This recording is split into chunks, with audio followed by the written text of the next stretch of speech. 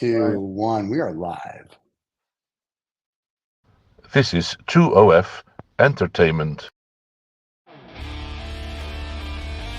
Joe, do you know why some businesses succeed and some businesses fail? Why some businesses grow and some businesses don't? That's what this show is all about. Business, business, business.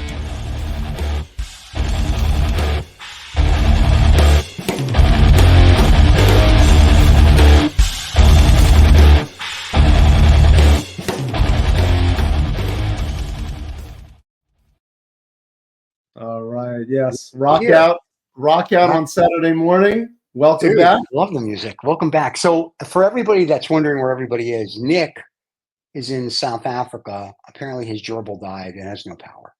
John has just gotten back from hunting Nazi gold. So he needs a day or two of resting. He's got to count how much gold he got.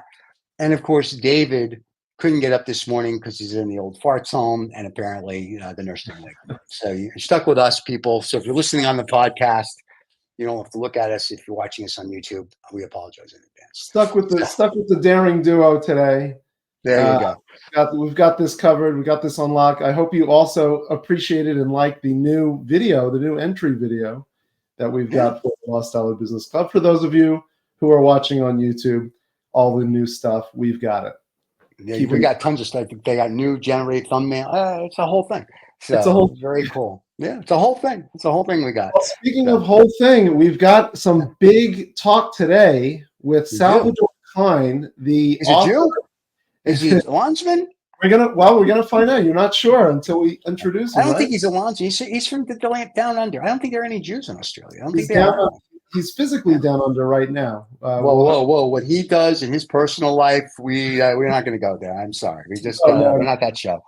So, three strikes theory. He's going to be talking about the three strikes theory and search generative experience. But before that, as usual, we've got a commercial. We got to pay the bills.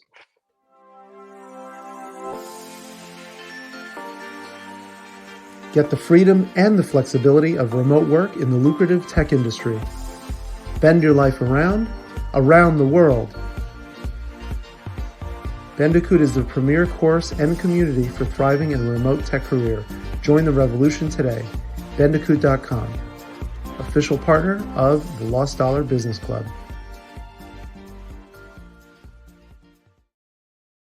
I always feel bad for the people on the podcast that they're driving along and this commercial for Bandicoot is all visual. I mean, it's all visual, and I'm like, they get this kind of cool music and it just sort of dies out right before we come back. And I'm figuring they're driving in the car or playing golf or something. Like, what? Oh, okay. Yeah. Now they're used to it, I think, because there's only 12 million shows into it. But in the beginning, I'm sure they were like, what the heck? Well, now we've got our guest. Salvador Klein. This sounds so wrong. Salvador Klein. See who we've got. There you go. There he is, everybody. Mr. Salvador What sounds Klein. wrong about my name? No, everything. You can't be. It's like an Italian name with a Jewish last name. It's like you wouldn't even know who to mug or who to steal from. I mean, it's a terrible thing. So, but anyway, I'd be a hard man to kill. And so from sunny down under, even though it's not sunny today. But Australia is one of my favorite places in the world to be. Definitely my favorite place to live for at least half the year. The half the year when you guys are freezing your tootsies off. Yeah, there's actually snow out of my window right now in upstate New York. Yep, I hear you. And I'm in Miami, and there's snow on the beach. Oh no, never mind. It's something different. Go ahead. The great thing about Australia is it's kind of like Hobbiton out of Lord of the Rings. It's a great place to live, but everything of consequence happens elsewhere in the world. That's true. Well, but now they've got you down there, so you're there for half the year. Is that the story? Where's the other half of the year? Well, I'm Canadian, so I try and get up to North America and Europe, and there's a little island off Greece called Hydra, Hydra, which has never had a car on it ever in its history, and consequently no roads. So that's my second favorite place to be in the middle of your summer. Wow. Okay. No vehicles, walking only, or bikes. If you got something heavy to move you around, you got to get yourself a donkey. That's right. That's right. Oh, so you get a Democrat. Got it. Good. That's right. Well, unfortunately, after November, you may not be in North America, so enjoy it now. Let's see. Have hope in the American. If the orange man gets in, there's no more North America. Just so Well, we don't know. We got to learn about the 3 strikes there to figure out which strike that would be. So, Salvador, according to Bill Clinton? I'm sorry. Yeah, so yeah. yes, so tell us the 3 strike theory that you have come up with for business. I'm not sure it applies to nations, so let's just put that out there at the beginning. But we can certainly test it, and let's maybe we do this again this time next year and see if 3 strikes put America out of business. But between now and then, right? The 3 strikes theory. I'm not as old as you guys. I'm definitely not as old as you, Stephen. No one's as old as I am. What are you kidding? I was here when the earth cooled. But in the 24 years since I've been an adult and had my eyes open in business, I've observed a bunch of stuff in corporates, in well-funded early stage companies, and in startups. And I saw a lot of shit go wrong. And I was always really interested in why. Because I would read a lot about business successes, and why companies became great companies and how they did that. But the stories of failure are often not surfaced. And I'm very interested in why that happened. And so essentially the 3 strikes theory, my 3 strikes theory, is based on my real world experience. And the theory is really simple. It's that any company, large or small, in any sector, at any stage, anywhere in the world, is only ever 3 strikes of bad luck away from disaster, and 3 strokes of good luck away from great success. That's a theory, very simple. And in the experience, I've seen that I've really focused on the 3 strikes of bad luck that put companies in disaster. And it's usually not the fact that companies experience bad luck, and I use luck kind of loosely, adverse events. It's the convergent timing of those events that usually have a massive impact. And I found that really fascinating. And I've got real world examples. And I decided to start sharing these. So I wrote my 3 strikes theory on Substack for free to share it with the world. And I go through real world case studies of real companies that I've had either front row seats or second row seats to. And I talk specifically about how what the 3 strikes were for those companies, and even with the power of hindsight, how it's very hard to predict those convergent timing of those events and the consequences thereof. So really the mission for me is to share the real world case studies, to give people context, to give them confidence that the theory actually is applicable in the real world, and that they could hopefully apply to their own businesses, to correctly identify when a strike has happened, as if they had the power of hindsight, and take appropriate action. It doesn't mean that, Give us a strike though. So give us like an example of a strike, and what would you have done if you saw it coming, but after it already happened? Well, why don't I talk through 2 case studies? So you can read about them on Substack, but I'll just summarize them here without going into the details. I'll talk through a case study of a early stage company and startup, and I'll talk through a case study of a multi-billion-dollar listed company. So the startup, it was a fintech. It needed a financial services license to deliver their advice, and they were growing year on year. They had 5 years of revenue growth, but they subsidized their need for investor capital by subcontracting their financial services license to another party. So they made operating revenue from day one, which was quite smart. So they were really in a good position, and they were growing year on year, and they really developed a consumer offering, a B2C offering, over a few years, and tested and validated it. But it was never going to be their real big scaled path to market. And then once they delivered all of their and tested all of their direct to consumer offering, they were developing a business to business offering, which was going to be their high revenue, scaled growth kind of model. And the board was kind of, they shifted from a startup into a scale up. They kind of semi-corporatized their board, brought on, more senior people, and they'd raised a bit of money to grow. They all felt highly or supremely confident in their position. And then the first strike happened. It was a black swan event. It was the Russian invasion of Ukraine, which, depending on your opinion, was very hard to predict. But their development team was fully based in Ukraine for the whole time. So you can imagine that had a significant impact on the development of their B2B offering, which delayed its launch by about 9 months, and it delayed its commercialization by about 1.5 years.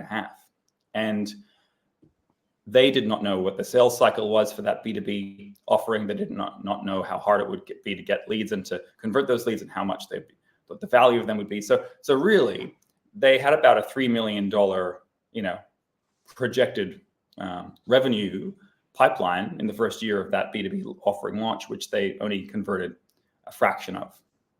So that was the first strike, which any company could probably weather. Delays in launching a product and delays in first revenues, you could weather that. But interestingly, the second and third strike converged in a 30-day period, and it really put them in a disastrous situation. So the second strike was that their compliance costs quadrupled, and so increased monthly expenses, and they lost their largest subcontractor on the financial services license. So their operating revenues took a dive. So they had increased costs, decreased revenues in the same month, which caused a runway problem and took them from being able to operate at under their own steam to not. And they had this hangover from the first strike. And cumulatively, those three things really put them in a very precarious position. But fascinatingly, after the first strike, they did not feel like they were in a precarious situation. They didn't feel the increased risk. After the second strike, they also didn't really feel like they were only one, adverse event away from great disaster. And certainly they did not predict, despite this corporatized board with a risk register and all of this kind of stuff, whose job it is to predict these things and manage risks. They didn't predict convergent timing of the third strike, which really took them down. Well, the boards are useless. So let's just don't. The board has nothing. The boards are idiots. Let's just be blunt. Well, I was going to say maybe the first strike was the board corporatization. Yeah, that's global political situation. You have to have insurance for that. So that's either someone's inexperienced or their board's an idiot. I don't care. You can pick. The problem that I like your hypothesis. The problem is that people don't know how to play, if you will, Go or the what if game like we used to play, and now they're called game theory. So like your black swan event. None of these theoretically are black swan events. It's just that nobody sat there and played Go or played the what if game and said, what if this, what if that? Now being invaded, totally different, right? And that's usually not something you play Go and go, gee, I wonder if someone's going to invade where our developers are this week. Now, I think that's something, if you're in Eastern Europe with developers, it's probably somewhere on your list. So a lot of it is inexperience, and a lot of it is, as we know, everybody gets on a board because they want your name. And they don't want to listen to a board member, and they don't want to call the board member, and the board members offer advice, and they're like, you don't know what you're talking about, because back in your day, before electric, when you guys lived in a cave, you don't know, we know. And and you get yourself out of business. So I think part of it is a lot of that. Because I know on the boards I sit on, I say, let's play Go. First, they don't know what that is. Then we have to explain it to them, or play the what if game. And then they have to go, no, you mean game theory? I'm like, no, it's the what if game. You go game theory up your ass, you'll still lose it. So a lot of it has, because the people today don't know business, they play it well, but they don't do it well. And there's a difference between doing business and playing business. So it sounds like these guys were playing business, not actually doing business. In my opinion, I don't know who the company was, but that's what it sounds like. Well, they're still going, and I'm still helping them. So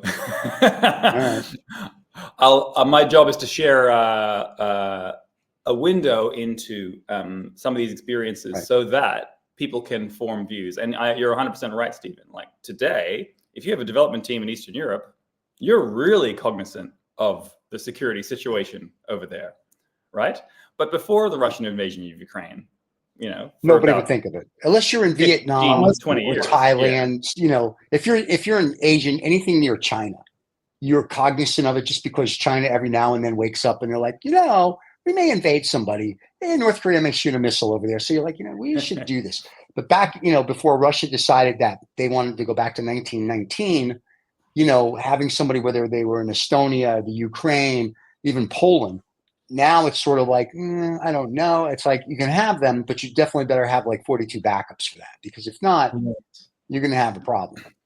So, and actually, being in Australia, we're really cognizant of the China situation, because China is Australia's single largest trading partner, and you know, they buy all of our top exports from Australia. You know, coal, iron ore, higher education, tourism.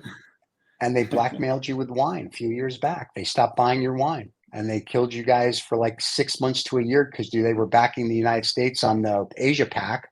And China was like, yeah, we just won't buy wine. That was billions of dollars. And then all of a sudden, the Chinese people got sober and they're like, we can't have that. So they bought the wine again. But yeah, no. So it's tough when you guys are in a region in a very precarious situation, because you can't piss off anybody, but you need to piss off them because you have your own national security. So it's a catch-22. The geopolitical game is a different beast, but it does play into this three strikes theory a little bit. So I'm curious to know how maybe through your next example you'll clarify some of this, but is the strike just as a black swan event, or just some event that you haven't predicted, or is there some characteristic of the quality of the event that constitutes an actual strike? That's a great question, Michael. I mean, the short answer is I don't know. I just know that three adverse events that converge I've seen them put a startup in a situation of disaster and a multi-billion-dollar listed company in a situation of disaster. So it's not the fact that you have lots of money that actually affects it.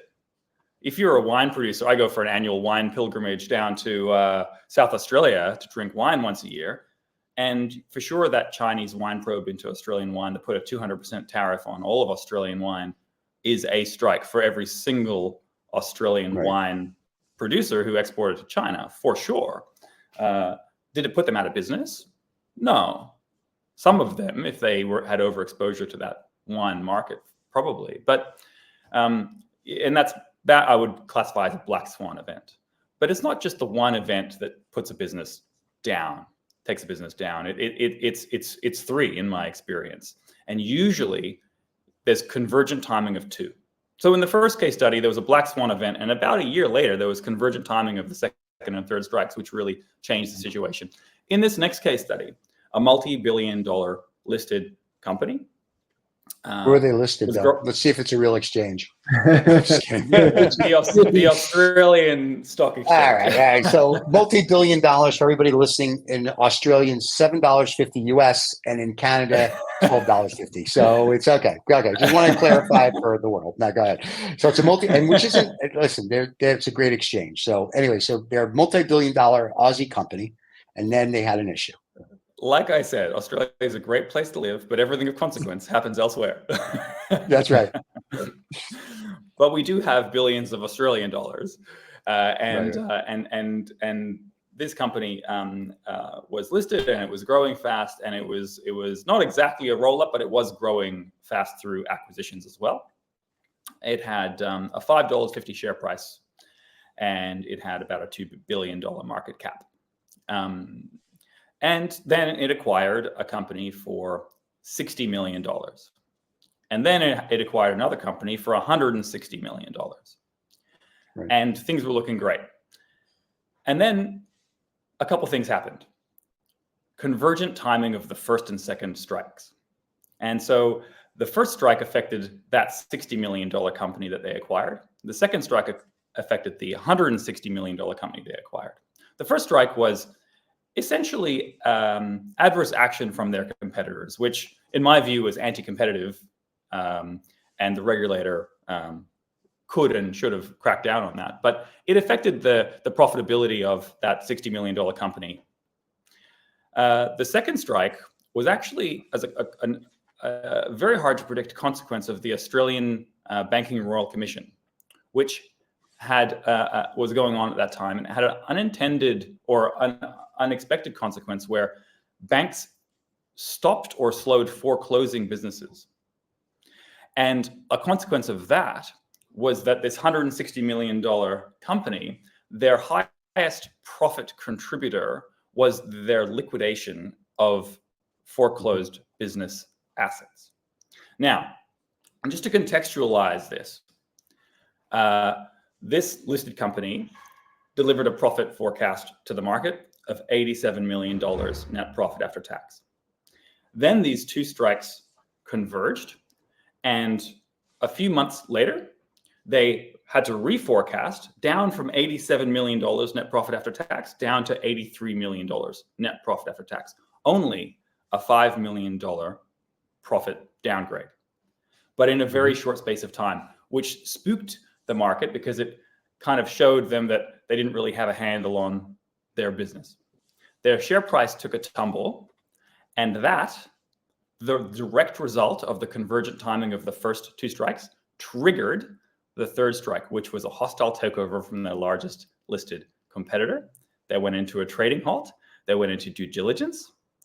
And because they were growing so fast, there were inconsistencies that were uncovered in the due diligence process, and the takeover fell through, and their share price plummeted. So in a 3-month period, that $5.50 share price, $2 billion market cap company experienced 3 strikes and ended up with a 50-cent share price. First of all, shoot the CFO because he doesn't know how to do accounting. That's the first thing. And whoever the auditors were, probably Deloitte or Pricewaterhouse or one of those idiots. That they're the next group that needs to be sued and shot. But yeah, the books always have to be in order. Inconsistencies, that's maybe strike zero. Your book's not footing at the end of the day. That's not a strike. That's just like you're going to go to jail or you get fired. Right. So that's like, and so once again, the board who's in charge of the auditing committee, so what all boards do, they rubber stamp it, they don't pay attention, and it went through. And none of them asked any questions like you said, it's a $5 million, so 87 to whatever is only 4 million, right? So right there's an inconsistency, just to let you know. Just saying, it's 4, not 5. And it's Australia. I understand you guys you have numbers. It's a new thing. I get it. But that's a problem, not for this, but in accounting in the real world, that's a real problem, right? I mean, because it's like, okay, so yeah, they deserve to be at 50 cents. The fact that the market, when they drop 3 to 4 million down on a projection, they do that every day here. Nobody cares. So that's a little harsh, unless there's a whole bunch of other factors. Because it could be indicative of revenue, cash flow, other right. Things. But you have to restate. But here when you restate, you have to file 50,000 pieces of paper that tell you why you're restating. But I'd say that this last one, I would just take the CFO and the controller, or whoever screwed up the books, you just take them out back with the auditing staff, and that's it, like a horse, get rid of them. But that's so in that case, though. But that's a board issue again, like the auditing committee. Right. In America, the CEO has to sign off on the financials, so you sit with your CFO and ask a lot of questions. You have usually get forensic accountants, especially if you're a $1 billion company, making sure everything's okay. So that almost sounds like inexperience. It sounds like they grew so fast, they just didn't know who to populate the staff with to make sure that if we're going to get taken over, let's assume it was going to be $10 a share. I would have been like, this is the greatest black swan event in our history. Who cares? We're going to double our money and we're out. But if you don't build a foundation and go A to Z, right, die, which is what these two stories are showing. Is like, there's no foundation. This is what happens. So I don't know. What do I know? No, someone agreed with me. That's it. I'm done. I feel like George can stand there. Good night, everybody. Well, tell us a little bit about tell us a little bit about your own background, your own business background. You've come from a certain industry, certain geography. Tell us a little bit about that story, because maybe that's also influencing your theory and where that's coming from. Yeah, sure. So born in Canada, my family immigrated to Australia in 1993, and my first real job was working for the Australian Financial Review newspaper, selling advertising. So kind of like the Wall Nice. Street Journal or the Financial Times. And I ended up being really good at selling advertising in the Australian Financial Review newspaper, and I worked in newspapers and publishing and magazines for a long time, and then online market research, and I learned the digital kind of game. And I ended up building in one year, I built a new $1 million revenue stream at 80% profit margin for an online market research panel by building an advertising division for them. And do you remember back in 2009 a company called Friendster? Oh yeah, Vaguely. Yeah, Vaguely. remember that? It's another big the days of social networks proliferating. They started before Facebook, and they had about 100 million users at that time. And the company I was working for was forming a joint venture with them, and we were going to use their 100 million audience and the market research technology and kind of overnight make the largest online market research sampling panel in the world. And I was going to run that business, but Friendster got sold, and that deal kind of fell over, and I was at a bit of a loose end, and I had a few business ideas, and I pitched them to that business, and they didn't really want to do them. So ultimately I resigned and started my own business, which became a multi-country advertising agency. I still own that today, but I haven't worked in it for about 6 years. And I might just throw in what I did to win the first $1 million contract back in 2009 was I bought traffic from publishers in America and Europe and a bit of Asia that had Australian eyeballs. And I said to these publishers, you don't really need your Australian audience, do you? I'll give you this cost per acquisition from this big Australia's biggest telco. And you can just run it against your Australian audience that's valueless to you. Essentially their remnant inventory. And they said, sure. And I made a big margin in between buying that inventory from them and selling it to the Australian telco. And I more than doubled their monthly acquisition volumes, which kind of shows you how many Australian eyeballs are all over the rest of the world's internet. Australia is still today is only about 4% of the world's internet. So a great place to live, but everything of consequence happens elsewhere. And that business went really well, but then of course, it turned into an advertising agency. And so through that business, I got connected with many different people like you guys and startups. And when suppliers or vendors or clients quit their jobs and started a company, or one of the companies that was paying us needed help, I invested in them. But I didn't just invest money, I also invested time. And so for the last 6 years, all I've been doing really is helping the CEOs of the companies that I've invested in to do the tough job of starting a company and trying to grow it. And at some point there, I did step in as CEO of one advanced manufacturing business for a couple of years. And I raised $10 million for that business, half through equity, half through government grants and rebates and that kind of stuff. And unfortunately, we didn't at that time manage to commercialize the technology. So, I've had a great success in a company I founded. I've had a great failure in a company that I stepped into as CEO. And I've had I'm very fortunate to have had a great window into many different businesses across many different sectors and sizes. And so consequently, what I'm trying to do today is synthesize some of those experiences in a simple way that's applicable, so that people who read the 3 strikes theory can actually, apply it to their own business and think about, is what happened yesterday a strike for me? And what should I do about it? How do they correctly identify if a strike has happened and reassess the risks as if they were looking back at today with 6 months or a year of hindsight and in a situation of disaster to adequately assess what's going on. Because I believe that in those 2 case studies I talked through, if the boards, if the CEO, if the people involved had correctly identified the risks, then maybe they could have taken evasive action. I'd also love to share with you guys 3 strokes of, let's call it good luck, as a story, because that was shared with me as a result of publishing this Substack. Because what we're all trying to do in business is to kind of put ourselves and our businesses in good luck's way. And I think if you can do that 3 times, I think you're going to win. And I said this to someone, and they shared a story with me. It was the story of Aldi Mobile. Aldi is a low-cost supermarket chain from Germany that's all over Australia. Mm-hmm. And this guy's a tech guy, and he had a relationship with Aldi, and he thought the first stroke in my view was he had a great idea, which was everyone back in 2016 in Australia was selling prepaid mobile minutes that expired, and it was expensive. So you bought them, it was expensive, whether you used them or not, you paid for them. And then he thought, I'm going to sell fair usage mobile minutes for cheap. I'm going to undercut the market. Stroke number one. Then, and I'm going to do it through the Aldi Mobile brand. Then he went to Telstra, the same company I did business with in 2009, and they just launched 4G. And he knew that that meant they had all this extra 3G bandwidth. And he went to them and said, you don't need all this 3G bandwidth. Sell it to me for very cheap. You can't market it, right? I'll buy it all from you.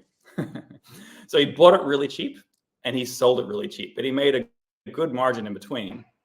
And then the third stroke was that he turned the nationwide network of low-cost supermarkets into a capture channel for an audience to market Aldi Mobile. And those three strokes built a $400 million business.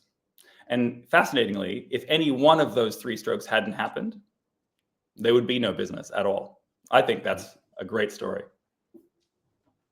Well, you've got it's the relationship with luck is, I think, about putting yourself in the way of luck is maybe a good way to think of it. There's planning and things you can do to be prepared for when luck strikes or strokes in this case. But I want to go back to this marketing experience you have, because we've got a little bit of time left on the show, and you call this strike one, which is a big statement around Google's search generative experience.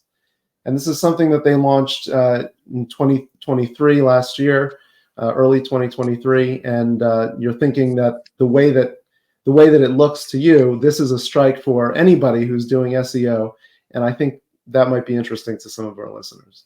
Absolutely. Yeah. And really fascinatingly, most people have not even heard of SGE, or search generative experience, which is wild, because in the entire history of the internet, and I remember when Alta Vista was the biggest search engine in the world. Do you remember that?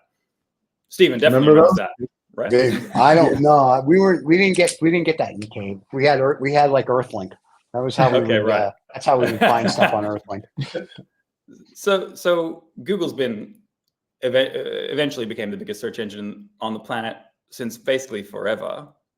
But the process of search, of using a search engine, is you go to Google, you search for something, and it crawls the internet and then provides a list, the most relevant list of websites at the top, with some ads above them, that then you have to go and search to get your answer. That's the process. And it's been the process since basically the beginning of the internet.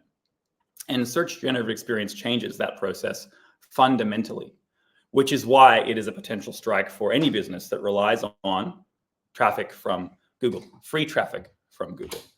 And so what search generative experience is, and they've launched a patent about this, and there's a marketing video on YouTube, and I wrote about it on my Substack because it's so important, just a few days ago, actually. It's the new process is the same person goes to the same Google, writes in the same query, but Google's AI crawlers have crawled the entire internet, interpreted the world's content, and republish that content as the answer for you based on your query, which fundamentally changes the search process. And it also provides prompts around the follow-up questions you could ask, prompting you to ask it more questions. And fascinatingly, the patent says that it's not the same answer for everybody. So Stephen might go to Google and ask it a question. Michael might go to Google and ask it a question. And so would Salvador. But all three of us would actually be generated responses from Google's AI based on what Google knows about us. So we could potentially get very different all answers. porn, scotch, and cigars. I can't wait to ask a question now. This is going to be great. I'm going to go, where's a good place to eat and see what it comes back with. This is going to be awesome, man. That's right. So, yeah, So, very good. Very interesting concept. Yeah, It changes SEO. It changes where the ads are placed. And it changes, there's a joke, where's the best place to hide a dead body? On the second page of Google search results, right? Well, potentially now the best place to hide that same dead body is on the first page, just below where the AI is generating the answers. And this has already had a big impact.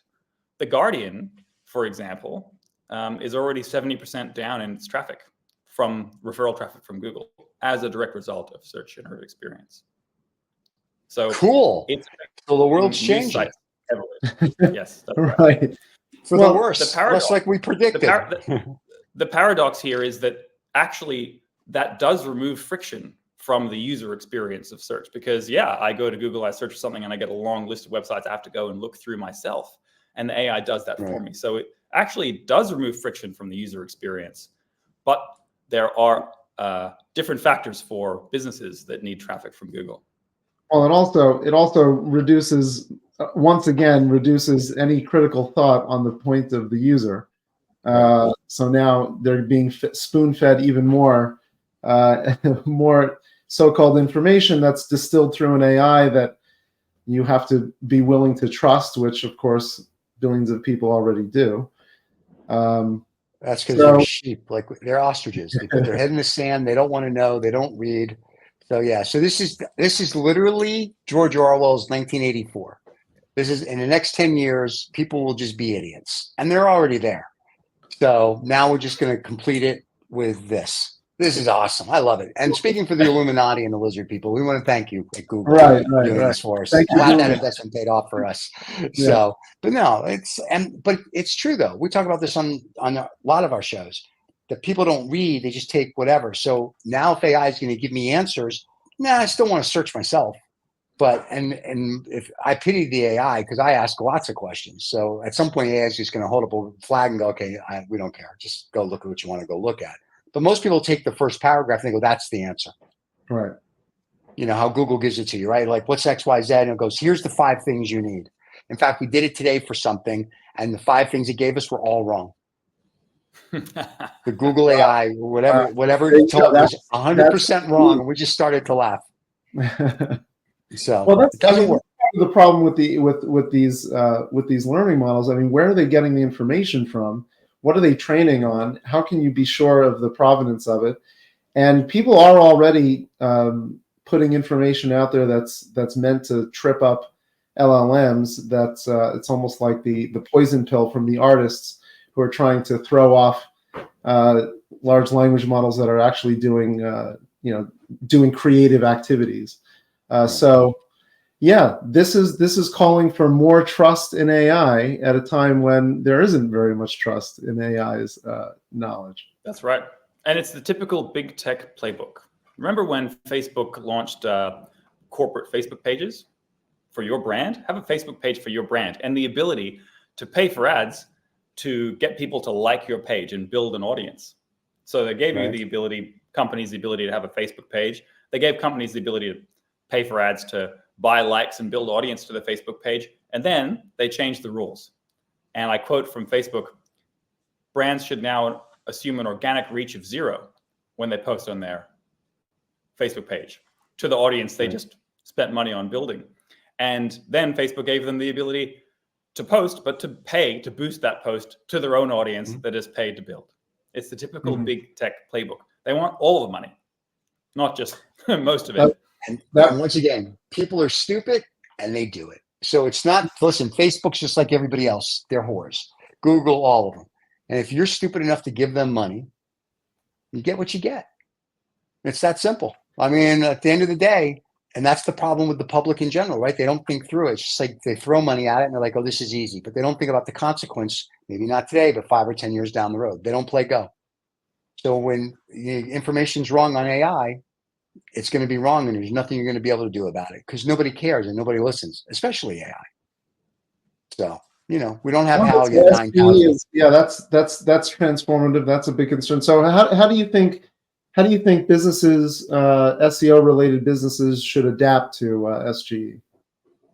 Well, I wrote specifically about that at the end of the article I published a couple of days ago. What should we do about it?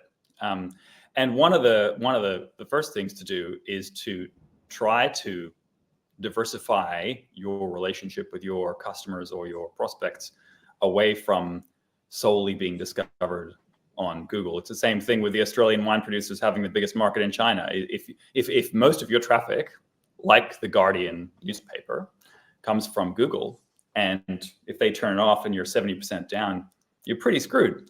So how do you build a different relationship with your customers, regardless of what kind of business you're in? But also, we probably do need to pander to the new algorithms, the AI algorithms, and figure out how to feed and promote the information from our websites so that we are featured in the AI's responses. Because if someone asks, what's the best back massager I could buy to the AI?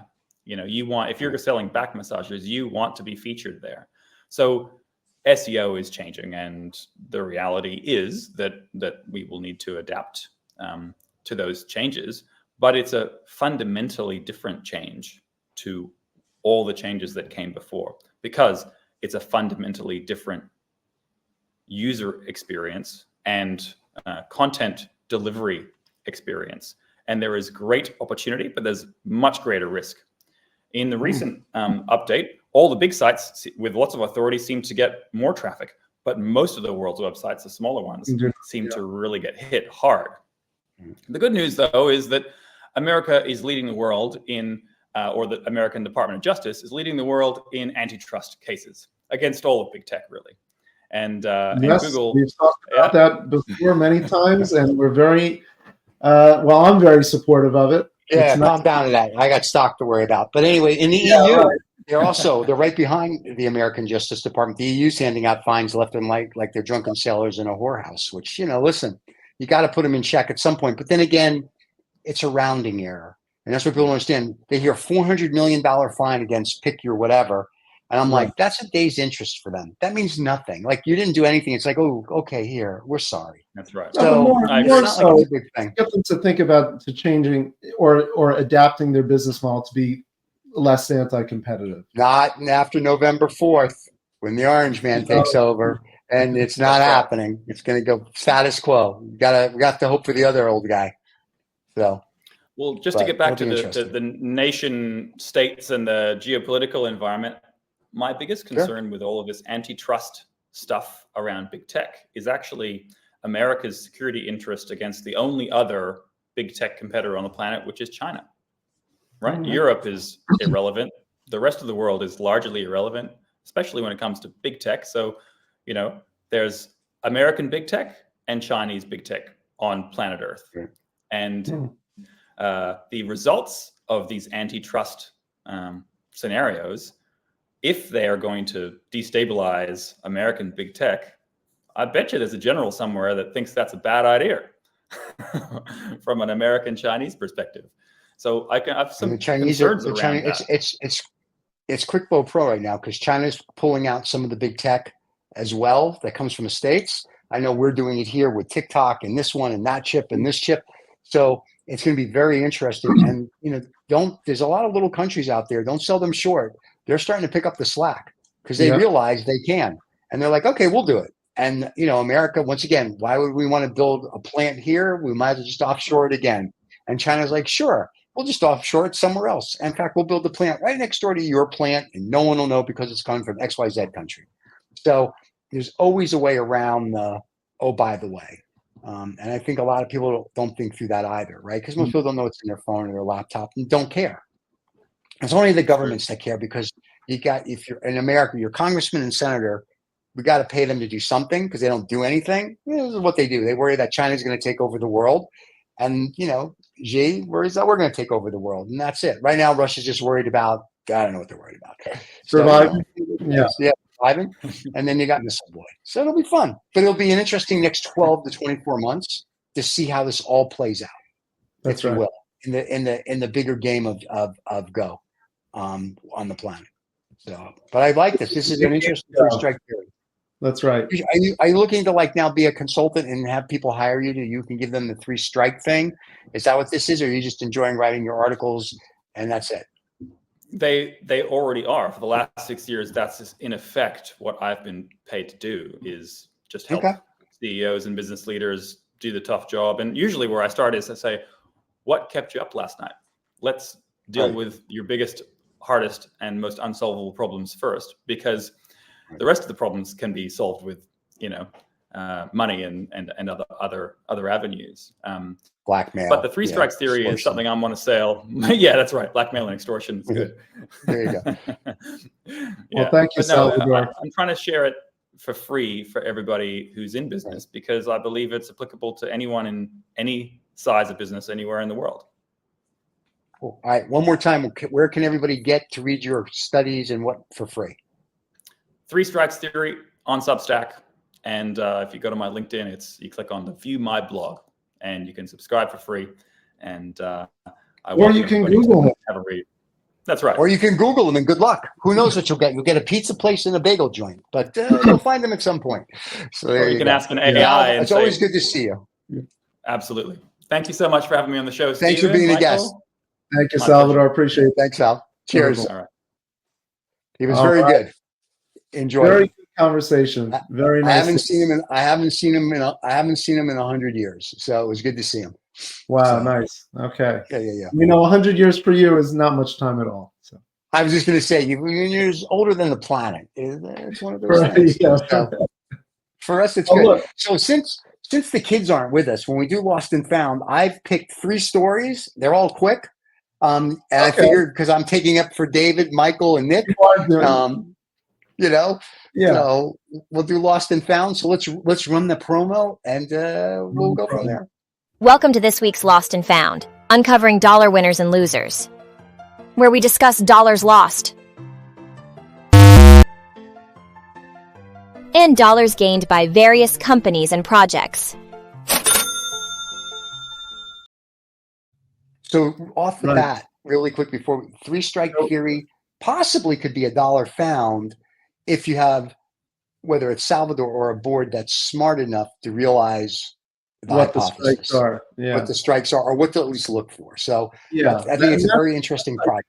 I think that's the trick in all of that, is just being able to spot it. And message, if you have a good board, trust your board, right? That's right. If you don't have a good board, take them out back, like the CFO of this public company, get rid of them like a horse.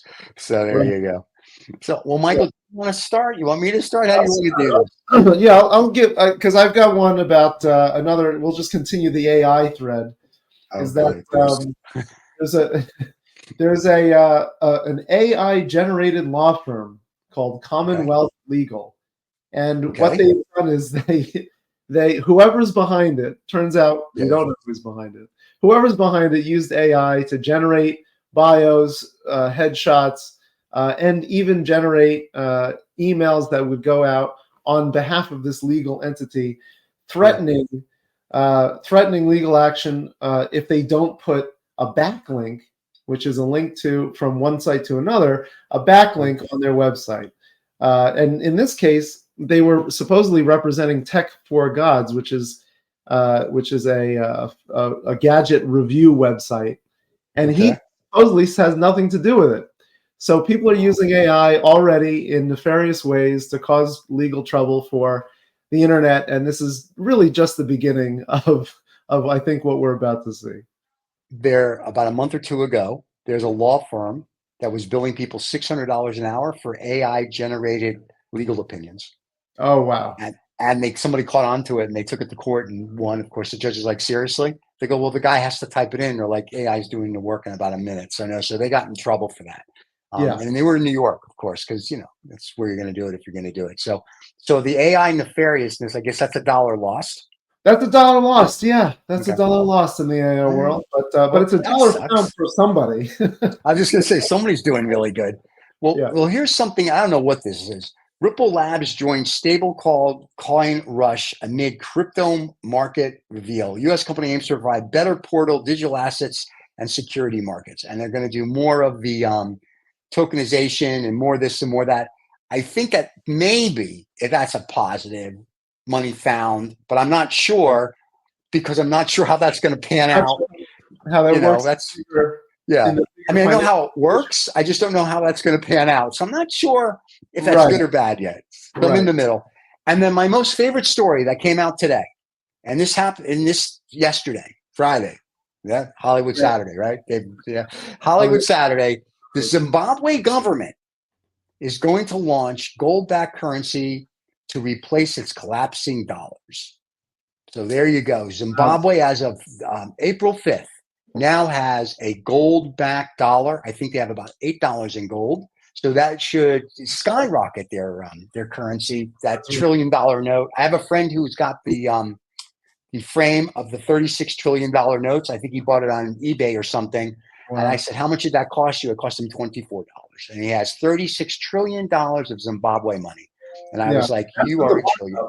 That's what the markup. So that's the markup. Yeah. And, are they sure that their stockpile of gold is real? Because we've had issues before of gold stockpiles being iron instead of gold.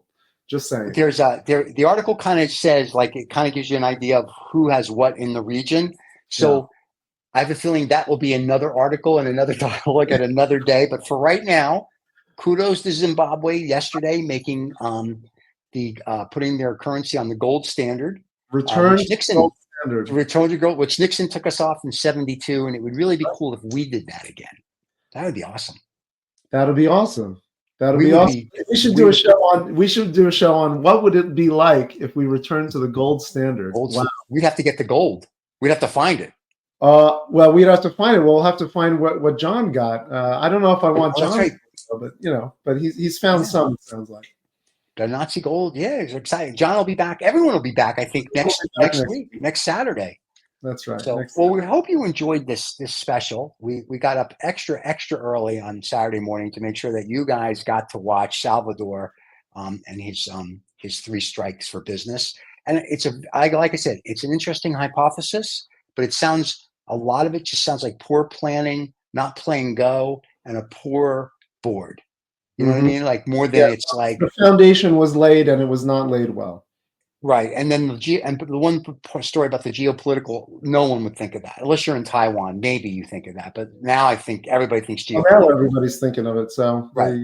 I think everybody would have been caught with their pants down. But everything else sounds like it was stuff that if you asked real questions, you'd get real answers. Yeah, and that's the problem. The answers they didn't want. Right. Nobody wants to ask the questions because they don't want the answers. But that's very cool. Right. Well, everybody, we thank you. If you're listening, if you're watching on the podcast, I'm drunk. If you're listening on the podcast, thank you. If you don't want to look at our pretty faces, you can find our podcast anywhere you get your podcast: Apple, Amazon, I was gonna say IBM, but they don't have one. Google, Spotify, everything under Two Old Farts Making Noises. Just look for the title of the show, and you'll find one of our many shows. And if you're here on YouTube, you can either find it under 2OF Entertainment or 2 Old Farts Making Noises. Don't forget to subscribe and like. Tell your friends. If you want to be a guest because you have something to say, like Salvador, let us know. If you think there's somebody we should talk to, email Michael or myself. We'll try to get them on the show. That's right. And we'll see everybody next week. Always good to see you, my friend. Cheers, everybody. All right.